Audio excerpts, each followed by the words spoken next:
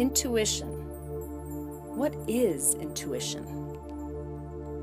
Mystic Ron Roth says, it's how you know that you know that you know, but don't exactly know how or why you know. Others describe it as that inner voice, that gut feeling, our internal compass, the wisdom of our hearts, that little something instinctual from within that tells us how we feel beneath those layers of logic.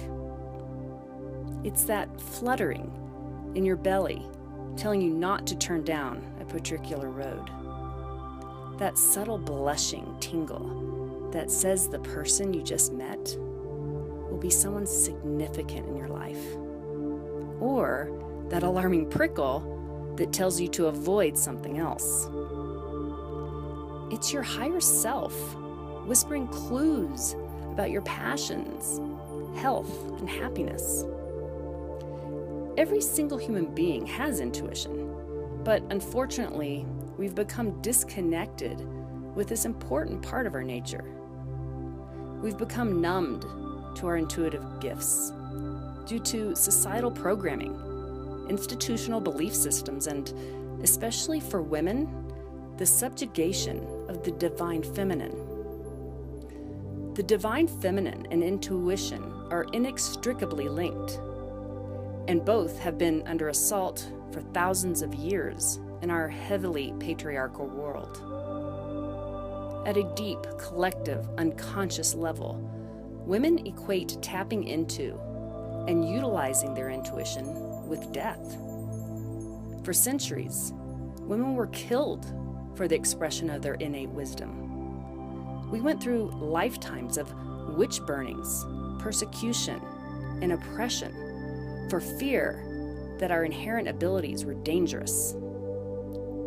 Internalized over time, our ancestors absorbed and then transmitted these negative and limiting energies over generations. Remnants of these beliefs live on today, evidenced by the difficulty women still have with allowing and trusting intuition as a natural, reliable gift. Today's society has done little to help with reconnecting to our intuition. We've been programmed to look to others for help, assistance, and answers to almost every issue in life. We've been taught to put our trust in authority over our own inner guidance. We seek validation in teachers, doctors, media, or government officials. We've also learned to believe that rationality takes precedence when making decisions about anything from which career field to choose to what to wear. The result of all this listening externally instead of within leaves us profoundly disempowered. Why would we assume someone or something outside of ourselves knows better than our inherent wisdom? Doing so is a denial of the gift we've been granted that's designed to guide us toward our full potential, happiness, and life purpose. Our intuition can also be instrumental in our health.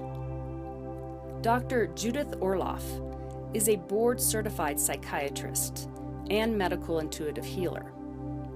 In her book, Second Sight, she shares, your body is a powerful intuitive communicator.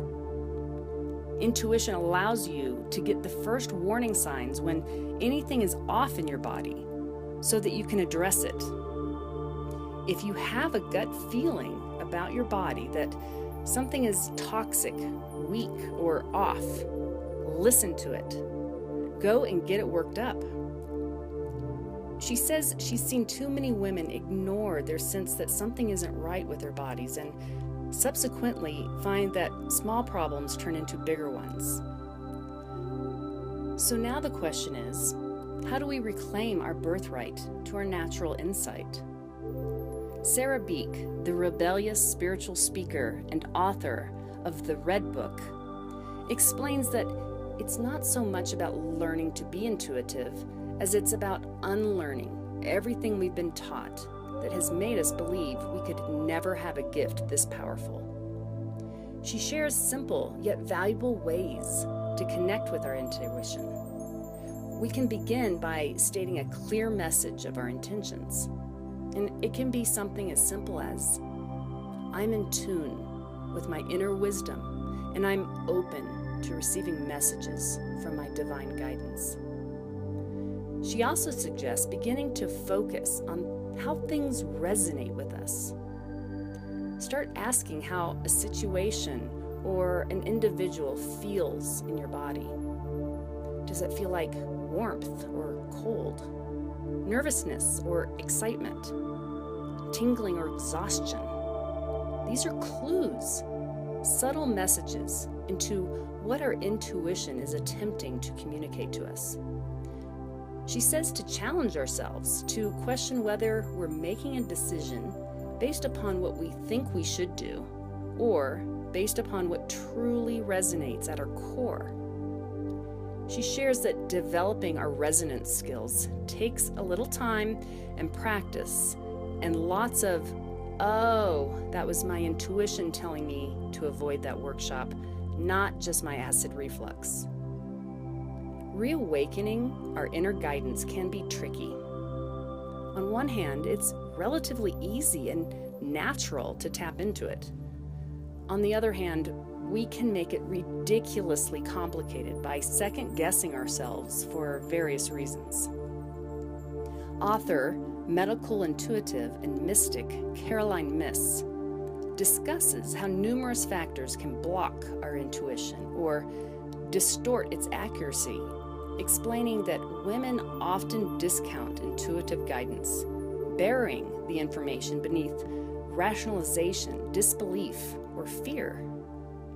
The information coming in can feel threatening when it conflicts with a person's belief system, tribal loyalties, or the desire for security.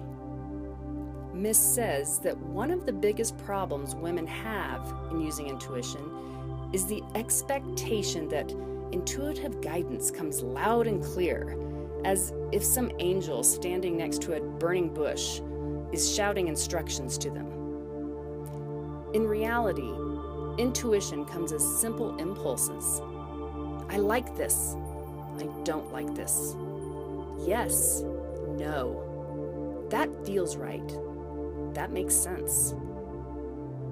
Accepting intuitive information and acting on it requires trust, confidence, and practice. When we begin to honor intuitive messages, even in the smallest ways, it strengthens our confidence and trust in that information, leading us to follow it in all areas of our lives.